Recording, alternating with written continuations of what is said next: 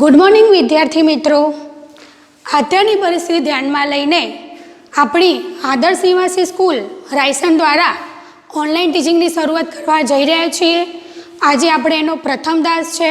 પ્રથમ દાસ આપણો બાયોલોજી સબ્જેક્ટનો છે. આપણી ધોરણ 12ની બાયોલોજીની જે ટેક્સ્ટ બુક છે તેમાં ટોટલ 5 યુનિટ છે. એમાં આપણે પ્રથમ યુનિટથી શરૂઆત કરવા જઈ રહ્યા છીએ. પ્રથમ યુનિટનું પ્રથમ પ્રકરણ જે છે એનું નામ છે સજીવોમાં પ્રજનન. સજીવોમાં પ્રજનન જે છે એ આપણે બોર્ડની એક્ઝામમાં 5 માર્ક્સનું પૂછાય છે. તો ચલો વિદ્યાર્થી મિત્રો, આપણે શરૂઆત કરીએ સજીવોમાં પ્રજનન. તમે અગાઉના ધોરણોમાં ભણી આવ્યા છો કે પ્રજનન એટલે શું. તો આપણે શરૂઆત પ્રજનનની વ્યાખ્યાથી કરીએ. પ્રજનન એટલે દરેક સજીવ પોતાના જીવનકાળ દરમિયાન પોતાના જેવો જ બીજો સજીવ ઉત્પન્ન કરે છે, જેને આપણે પ્રજનન કહીએ છીએ. દરેક સજીવ પોતાના જીવનકાળ દરમિયાન, આપણને એમ થાય કે જીવનકાળ શું છે. આપણી જે ટેક્સ્ટ બુક છે એમાં શરૂઆત જીવનકાળથી થયેલી છે. તો સૌપ્રથમ આપણે જોઈએ કે જીવનકાળ કોને કહેવાય. જે સજીવ જન્મ લે છે એ ચોક્કસપણે મૃત્યુ પણ પામે જ છે. તો સજીવના જન્મથી લઈને કુદરતી મૃત્યુ સુધીનો જે સમયગાળો છે એને આપણે જીવનકાળ તરીકે ઓળખીએ છીએ. ફરીથી રિપીટ કરું છું, સજીવના જન્મથી લઈને તેના કુદરતી મૃત્યુ સુધીનો જે સમયગાળો છે એને આપણે જીવનકાળ કહીએ છીએ. માત્ર ને માત્ર એક કોષી સજીવો એવા છે કે જેનો જીવનકાળ એટલે કે એ સજીવો અમર રહે છે, ક્યારે બી મૃત્યુ પામતા નથી. આપણે ધોરણ 11માં ભણી આવ્યા છીએ કે એક કોષી સજીવો કોને કહેવાય. એક કોષી સજીવો એટલે કે જે સજીવનું શરીર માત્ર ને માત્ર એક જ કોષનું બનેલું હોય એને આપણે એક કોષી સજીવ તરીકે ઓળખીએ છીએ. એના ઘણા બધા એક્ઝામ્પલ છે. અમીબા અને પેરામેસિયમ જેવા પ્રજીવ, ક્લેમિડોમોનાસ જેવી લીલ, જે આપણે અગાઉના ધોરણમાં ભણી આવ્યા છે. આ એક કોષી સજીવો જ એવા છે કે જે અમર છે, બાકીના બધા બહુકોષી સજીવો જે મૃત્યુ પામે છે. દરેક સજીવનો જીવનકાળ અલગ અલગ હોય છે.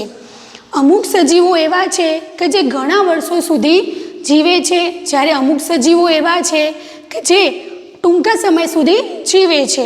તો વિદ્યાર્થી મિત્રો, આપણી ટેક્સ્ટ બુકની જે આકૃતિ 1.1 છે એમાં ઘણા બધા સજીવોનો જીવનકાળ આપેલો છે. તો આપણે બધા જીવનકાળ જોઈ લઈએ.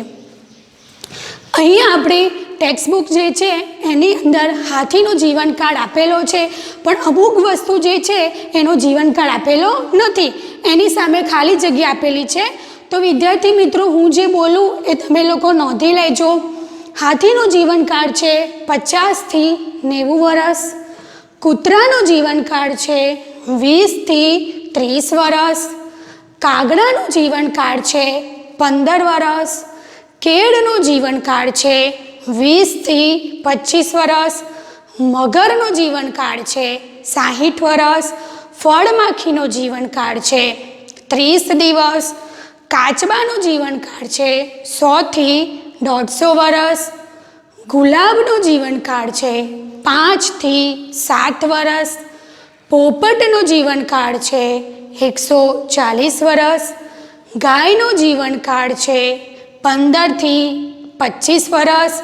ઘોડાનો છે 50 વર્ષ. ડાંગરના છોડનો છે 3 થી 4 મહિના. વડના વૃક્ષનો છે 200 થી 300 વર્ષ. અહીંયા આપણે એક વસ્તુ એ જોયું કે કાગડો અને પોપટ લગભગ કદમાં બંને સમાન છે, પણ એ બંનેના જીવનકાળ વચ્ચે ઘણો બધો ડિફરન્સ રહેલો છે. કાગડાનો જે જીવનકાળ છે એ 15 વર્ષનો છે, જ્યારે પોપટનો જીવનકાળ 140 વર્ષનો છે. આપણે જોઈ શકીએ છીએ કે પોપટ ઘણું બધું કાગડા કરતાં લાંબુ જીવે છે. એનું મિનિંગ એમ થાય છે કે જીવનકાળ કદ ઉપર આધારિત હોતો નથી. એવી રીતે બીજું છે વડનું વૃક્ષની વાત કરીએ તો પીપળાનું વૃક્ષ છે અને બીજું કેરીનું વૃક્ષ. પીપળાના વૃક્ષ કરતાં કેરીના વૃક્ષનો જીવનકાળ ઘણો ટૂંકો છે. ટેક્સ્ટ બુકની અંદર આપણી જે આકૃતિ 1.1 છે એમાં ઘણા બધા સજીવોનો જીવનકાળ જે છે હું તમને ફોટો પાડીને મોકલીશ, તો તમે એ પણ નોંધી લેજો. જો તમારે નોંધવાનું રહી ગયું હોય તો હું રિપીટ કરું છું, તમે એકવાર ફરીથી વસ્તુ લખી લેજો. હાથીનો જીવનકાળ 65 થી 90 વર્ષ, કાગડાનો 15 વર્ષ, કૂતરાનો 20 થી 30 વર્ષ, કેડનો 20 થી 25 વર્ષ, મગરનો 60 વર્ષ, ફળમાખીનો 30 દિવસ, કાચબાનો 100 થી 150 વર્ષ, ગુલાબનો 5 થી 7 વર્ષ, પતંગિયાનો 1 થી 2 અઠવાડિયા. વિદ્યાર્થી મિત્રો, આપણે જોયું કે પતંગિયું જે છે એ માત્ર ને માત્ર 1 અને 2 અઠવાડિયા જીવે છે. એનો મિનિંગ શું થાય કે એટલો સમય દરમિયાન એ પોતાનું જીવનકાળ પૂરું કરી લે છે અને એના જેવો જ બીજો સજીવ જે છે ઉત્પન્ન કરી લે છે, એટલે કે પ્રજનનની જે ક્રિયા છે એ પૂર્ણ કરી લે છે. પોપટનો 140 વર્ષ, ગાયનો 15 થી 25 વર્ષ, ઘોડાનો 50 વર્ષ, ડાંગરના છોડનો 3 થી 4 મહિના, વડના વૃક્ષનો 200 થી 300 વર્ષ. ઘણીવાર એક્ઝામમાં આપણે પૂછાઈ શકીએ કે જીવનકાળ એટલે શું, એ સજીવોના જીવનકાળ વિશે વર્ણન કરો. તો આપણે આ વસ્તુ એમાં તૈયાર કરી લઈશું. જીવનકાળનો ટોપિક આપણે અહીંયા પૂરો કરીએ છીએ. હવે આપણે આગળ પ્રજનન વિશે જોઈશું. પ્રજનનના 2 પ્રકારો છે, લિંગી પ્રજનન અને અલિંગી પ્રજનન. બંને પ્રજનન વિશે તમે અગાઉના ધોરણમાં ભણી આવ્યા છો કે અલિંગી પ્રજનન એટલે શું. એક જ પિતૃમાંથી સંતતિ સર્જાય તો આપણે એને અલિંગી પ્રજનન કહીએ છીએ. અને લિંગી પ્રજનનમાં 2 વિરુદ્ધ જાતિના પિતૃઓ વચ્ચે જ્યારે જન્યુઓનું જોડાણ થાય, વિરુદ્ધ જાતિના પિતૃ એટલે કયા કયા હશે, નર અને માદા, બંને વચ્ચે જન્યુઓનું જોડાણ થશે અને જોડાણ બાદ જે સંતતિ સર્જાશે એને આપણે લિંગી પ્રજનન તરીકે ઓળખીએ છીએ. તો આપણે સૌ પ્રથમ શરૂઆત અલિંગી પ્રજનન પદ્ધતિથી કરીશું. ફરીથી આપણે બોલીએ કે અલિંગી પ્રજનન એટલે શું, એક જ પિતૃમાંથી સંતતિ સર્જાય તો આપણે એને અલિંગી પ્રજનન કહીએ છીએ. હવે એક જ પિતૃમાંથી જો સંતતિ સર્જાશે તો સર્જાતી નવી સંતતિ આબેહૂબ પિતૃ જેવી જ હશે, એટલે કે એના જેવી જ હશે. તો એને આપણે શું કહીએ છીએ, જનીનિક પ્રતિકૃતિ. જનીનિક પ્રતિકૃતિને આપણે ઇંગ્લિશમાં કહીશું ક્લોન. આ પ્રજનનમાં સર્જાતી નવી સંતતિ પિતૃની આબેહૂબ પ્રતિકૃતિ હોય છે, એટલે કે બાહ્યાકાર અને જનીનિક રીતે સમાન જે સજીવો છે એના માટે જનીનિક પ્રતિકૃતિ. જનીનિક પ્રતિકૃતિ એટલે કે ક્લોન શબ્દ વપરાય છે. અલિંગી પ્રજનન પદ્ધતિ એક કોષી સજીવો જે છે એમાં સામાન્ય રીતે જોવા મળે છે. હવે આપણે આગળ વાત કરીશું કે અલિંગી પ્રજનન પદ્ધતિ કઈ રીતે થાય છે. તો એના ટોટલ 4 પ્રકાર છે. સૌ પ્રથમ છે ભાજનની ક્રિયા, બીજું છે કલિકા સર્જન, ત્રીજું છે બીજાણુ નિર્માણ અને ચોથું છે અવખંડન. આપણે સૌ પ્રથમ ભાજનથી શરૂઆત કરીશું. હવે આપણે અલિંગી પ્રજનનની સૌથી પહેલી પદ્ધતિ ભાજન વિશે અભ્યાસ કરીશું. ભાજન છે એમાં 2 પ્રકાર છે. ભાજન એટલે એક ટાઈપનું કોષ વિભાજન છે. 2 પ્રકારે થાય છે. એક છે દ્વિભાજન અને બીજું છે બહુભાજન. દ્વિભાજનમાં એકમાંથી 2 કોષ સર્જાય છે, એટલા માટે આપણે એને દ્વિભાજન તરીકે ઓળખીએ છીએ. બહુભાજનમાં એકમાંથી વધુ કોષ એટલે કે 2 કરતાં વધુ કોષ સર્જાય છે, એને આપણે બહુભાજન તરીકે ઓળખીએ છીએ. વિદ્યાર્થી મિત્રો, આપણી જે ચોપડી છે ટેક્સ્ટ બુક એની અંદર અમીબાના દ્વિભાજનની આકૃતિ આપેલી છે. આ આકૃતિનો હું તમને ફોટો પાડીને બી મોકલીશ, જે તમે દોરી લેજો.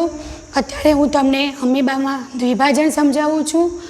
અમીબાની આપણે અહીંયા આકૃતિ દોરેલી છે. અમીબા એક કોષી સજીવ છે. આ એનો પિતૃકોષ છે, ખોટા પગ છે, એનું કોષ કેન્દ્ર છે, અને આ છે એની આકુંચક રસધાની. જ્યારે સૌ પ્રથમ વિભાજનની શરૂઆત થાય ત્યારે સૌ પ્રથમ કોષ કેન્દ્રમાંથી વિભાજન થાય છે. એટલે કે એકમાંથી બે કોષ કેન્દ્ર બને છે અને ત્યારબાદ જ કોષ રસનું વિભાજન થાય છે. કોષ રસનું વિભાજન થશે ત્યારબાદ બે બાળકોષો એટલે કે અમીબા જે છે એ અસ્તિત્વમાં આવશે અને જે આગળ જઈને પુખ્ત બને છે.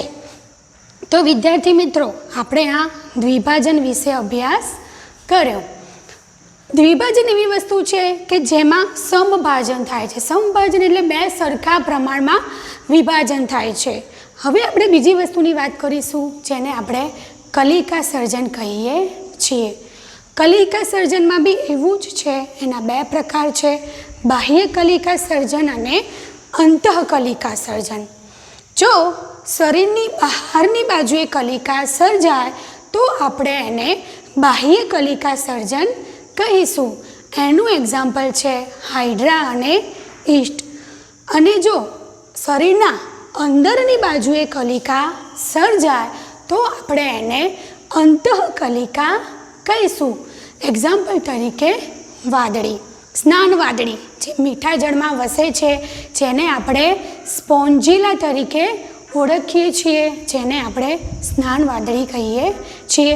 એની અંદર કલિકા અંદરની બાજુએ થાય છે. વિદ્યાર્થી મિત્રો, કલિકા સર્જન જે છે એ એક પ્રકારનું અસમભાજન છે. અસમભાજન એટલે કે એક કોષ મોટો હોય છે અને બીજો નાનો હોય છે. ચલો આપણે જોઈએ. અહીંયા મેં ઈસ્ટમાં કલિકા સર્જનની આકૃતિ દોરેલી છે. ઈસ્ટમાં સૌ પ્રથમ બહારની બાજુએ એક નાનો ભાગ ઉપસી આવે છે. ઉપસી આવ્યા બાદ એના કોષ કેન્દ્રનું વિભાજન થાય છે. જે ભાગ ઉપસી આવેલો છે એને આપણે કલિકા તરીકે ઓળખીએ છીએ. ત્યારબાદ કલિકા તેના પિતૃકોષથી છૂટી પડીને બાળકોષ તરીકે વર્તે છે અને સમય જતાં તે પુખ્ત બનીને પોતાનું જીવન ગુજારે છે. તો વિદ્યાર્થી મિત્રો, આપણે આ કલિકા સર્જન વિશે ભણ્યા. ફરીથી બંને ટૉપિક આપણે એક વખત રિવિઝન કરી લઈએ. પહેલાં આપણે જોયું ભાજન. ભાજન જે છે એમાં બે પ્રકાર છે, દ્વિભાજન અને બહુભાજન. દ્વિભાજનમાં એકમાંથી બે કોષ સર્જાય છે, જ્યારે બહુભાજનમાં એકમાંથી વધારે કોષ સર્જાય છે.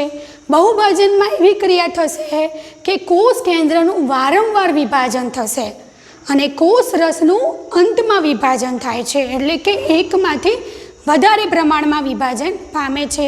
જે આપણી અલિંગી પ્રજનનની ત્રીજી પદ્ધતિ છે, બીજાણુ નિર્માણ, એ જ્યારે હું તમને સમજાવીશ એ વખતે આપણે બહુભાજન બી ડીપમાં જોઈ લઈશું. અમીબાના દ્વિભાજનની આકૃતિ અને ઈસ્ટમાં કલિકા સર્જનની આકૃતિ હું તમને ફોટો પાડીને મોકલવાની છું. આપણે અમીબામાં દ્વિભાજન જોયું, જેમાં બે સમાન પ્રકારના કોષો ઉત્પન્ન થાય છે. કલિકા સર્જનમાં બી એવું જ છે, બે પ્રકાર છે. જો બહાર કલિકા સર્જાય તો આપણે એને બાહ્ય કલિકા કહીશું અને અંદરની બાજુએ સર્જાય તો આપણે એને અંતઃકલિકા સર્જન કહીશું. બાહ્ય કલિકા સર્જનનું એક્ઝામ્પલ છે હાઇડ્રા અને ઈસ્ટ. જ્યારે અંતઃકલિકા જે છે એ સ્નાન વાદળી જે મીઠા જળમાં વસે છે એમાં જોવા મળે છે. આપણે અહીંયા કલિકા સર્જનની વાત પણ પૂરી કરીએ છીએ. વિદ્યાર્થી મિત્રો, તમે આજે જે ભણ્યા એ ટૉપિકમાં હું તમને બે હોમવર્ક આપું છું. સૌથી પહેલું તો આપણે શું ભણ્યા કે જીવનકાળ એટલે શું. જીવનકાળની વ્યાખ્યા હું તમને એકવાર સમજાવી લઉં કે દરેક સજીવના જન્મથી લઈને તેના કુદરતી મૃત્યુ સુધીનો જે સમયગાળો છે એને આપણે જીવનકાળ વિશે ઓળખીએ છીએ. વિવિધ સજીવોના જીવનકાળ બી આપણે અભ્યાસ કર્યો, તે પણ હું તમને ફોટો પાડીને મોકલીશ. તો પહેલો પ્રશ્ન તમારે એ લખવાનો છે કે જીવનકાળ એટલે શું. દરેક સજીવોના જીવનકાળ વર્ણવો. અને બીજી આપણે જોયું પ્રજનન એટલે શું. પ્રજનનના આપણે 2 પ્રકારો, અલિંગી અને લિંગી. એમાં આપણે કોની વાત કરી? અલિંગી પ્રજનન પદ્ધતિની. અલિંગી પ્રજનન પદ્ધતિમાં ટોટલ આપણે 4 પ્રકારો છે. પહેલું છે ભાજન, બીજું છે કલિકા સર્જન, ત્રીજું છે બીજાણુ નિર્માણ અને ચોથું છે અવખંડન. એમાં આજે આપણે પહેલા 2 પ્રકારો એટલે કે ભાજન અને બીજું છે કલિકા સર્જન વિશે આપણે અભ્યાસ કર્યો. તો તમે બંને જે છે એને આકૃતિ સાથે તેનું વર્ણન લખી અને મને ફોટા પાડીને મોકલજો. અને વિદ્યાર્થી મિત્રો, આજનો જે આપણો આ ટૉપિક છે એમાં કંઈ પણ તમને કન્ફ્યુઝન હોય તો કોમેન્ટ બોક્સમાં મને જરૂર મોકલજો. તમારો પ્રશ્નનો હું જરૂરથી રિપ્લાય આપીશ. હવે આપણે અગાઉનો જે તાસ છે એમાં અલિંગી પ્રજનનની જે પદ્ધતિ 2 બાકી રહી છે તે અને લિંગી પ્રજનન વિશે જોઈશું. Thank you.